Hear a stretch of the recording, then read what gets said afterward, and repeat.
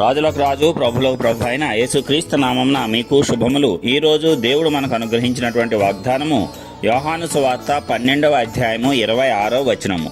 ఒకడు నన్ను సేవించిన ఎడల నన్ను వెంబడింపవలెను, అప్పుడు నేను ఎక్కడ ఉందునో అక్కడ నా సేవకుడును ఉండును. ఒకడు నన్ను సేవించిన ఎడల నా తండ్రి అతని ఘనపరచును.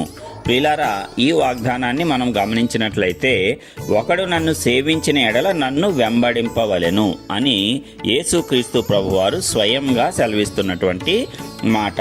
నేను క్రీస్తును అంగీకరించాను, క్రీస్తు మార్గంలో నడుస్తున్నాను, క్రైస్తవుడిగా జీవిస్తున్నాను అని చెప్పుకోవటం కాదు గాని ఒకడు గనక నిజముగా ఆయనను అంగీకరించి ఆయనను సేవిస్తే ఆయనను వెంబడింపవలెను. వెంబడించడం అంటే ఎప్పుడు వెంబడిస్తాము?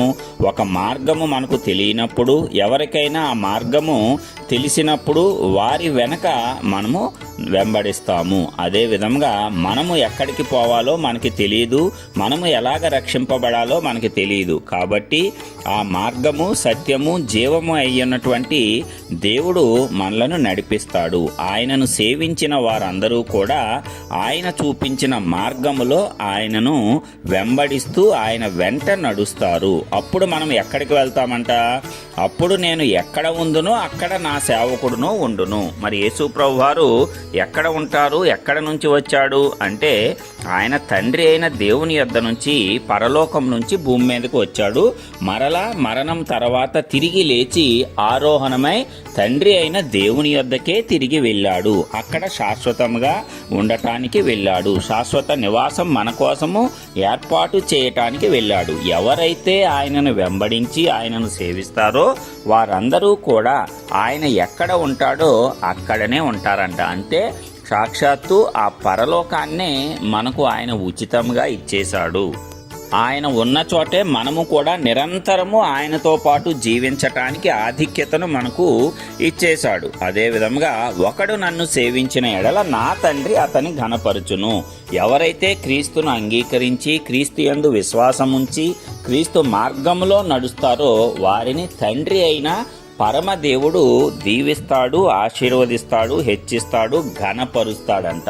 అంటే ఈ లోకంలో ఒకవేళ ఆయన నామాన్ని అంగీకరించిన నిమిత్తం మనుష్యులు నిన్ను దూషించవచ్చు, మనుష్యులు నిన్ను అవమానపరచవచ్చు, మనుష్యులు నిన్ను హింసకు గురి చేయవచ్చు. అయితే నీ యొక్క హింస, అవమానము, దుఃఖము ఏదైతే ఉందో వాటన్నిటికీ ప్రతిగా దేవుడు గొప్ప ఘనతను నీకిస్తాడు. ఎవరైతే నిన్ను హేళన చేశారో, ఈ నామాన్ని ధరించుకున్నందుకు ఎవరైతే నిన్ను అవహేళనగా మాట్లాడుతూ, కించపరుస్తూ, దూషిస్తూ, నీచముగా చూశారో వారందరి కన్నుల ఎదుటనే దేవుడు నిన్ను హెచ్చిస్తాడు. దాని ద్వారా వారిలో కూడా మారు మనస్సును దేవుడు కలుగజేస్తాడు. కాబట్టి ఏమాత్రము చింతించవలసిన అవసరం లేదు, భయపడవలసినటువంటి అవసరం అసలు లేదు. ఒక్కసారి గనక క్రీస్తును అంగీకరించి ఆయన మార్గంలో నడవటానికి నిశ్చయించుకున్నట్లయితే ఆయనే మనలను నడిపించుకుంటాడు. ఆ మార్గంలో ఆ నిత్య జీవము కొరకు మనలను నడిపిస్తాడు. అలాంటి మార్గంలో మనం నడుస్తూ ఉన్నప్పుడు ఎన్ని ఎదురు దెబ్బలు పడినా, ఎన్నిసార్లు కింద పడినా ఆయనే లేవనెత్తుకుంటాడు. ఆయనే మనలను బలపరిచి, స్థిరపరిచి ఆయన యొక్క లోకంలోనికి మనలను శాశ్వతంగా తీసుకొని వెళ్తాడు. కాబట్టి అశాశ్వతమైనటువంటి ఈ భూలోకంలో కలిగేటువంటి ఏ నిందకైనా, ఏ అవమానానికైనా మనము అతిగా ప్రతిస్పందించకూడదు, అతిగా బాధపడకూడదు, అతిగా చింతించకూడదు.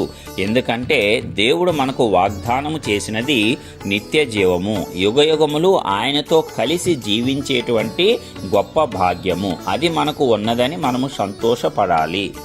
మరి ఈ రీతిగా క్రీస్తును అంగీకరించిన మనమందరము కూడా ఆయనను నిజముగా సేవిస్తూ, ఆయనను వెంబడిస్తూ, ఆయన ఎక్కడ ఉన్నాడో అక్కడికి మనము చేరుకుంటూ, దాని ద్వారా తండ్రి వల్ల మనము ఘనత పొందటానికి, ఈ లోకంలో మరి ఘనతను స్వతంత్రించుకోవటానికి అన్ని రకాలుగాను మన జీవితంలో అభివృద్ధిని పొంది ప్రతి విధమైనటువంటి పాప శాపాన్ని జయించి, ప్రతి కాడులను విరగ్గొట్టుకొని, ప్రతి బంధకాల నుంచి బయటకు వచ్చి స్వతంత్రమైనటువంటి, ఉన్నతమైనటువంటి, ఉత్తమమైనటువంటి జీవితాన్ని జీవించటానికి ఆ పరిశుద్ధాత్మ దేవుడు మనందరినీ హెచ్చించాలని యేసు పరిశుద్ధ నామమున అందరి పక్షంన విజ్ఞాపనము చేయుచున్నాను.